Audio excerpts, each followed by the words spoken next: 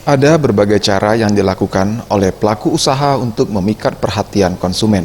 Salah satunya yang dilakukan Taufik, yang menyulap kontainer atau peti kemas menjadi kafe dan perkantoran.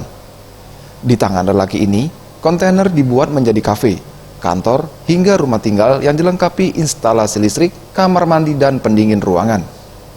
Taufik mengaku, usaha yang sudah dijalaninya sejak 5 tahun lalu ini berawal dari coba-coba membeli satu buah kontainer bekas untuk diubah menjadi rumah tinggal.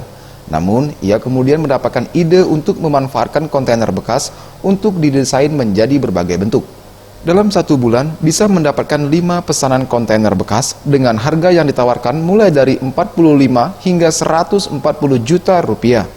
Hasil desain kontainer bekas yang dibuat Taufik banyak dipesan oleh perusahaan pertambangan, perkebunan, proyek, kafe, dan pribadi dari dalam maupun luar kota. Jenis-jenis yang dibuat itu apa aja Pak dari kontainer ini Pak?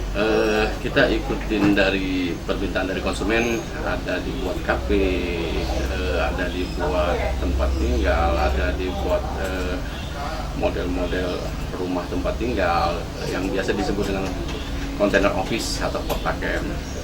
Nah, untuk proses pembuatan dari satu buah kontainer itu Pak, sampai jadi seperti bentuk kafe atau gimana itu berapa lama Pak? 3 hari udah bisa. Oh, itu dari nol, 3 hari. karena kita udah profesional, mulai persiapan bahan baku 3 hari bisa. Weli Aep, Sriwijaya TV.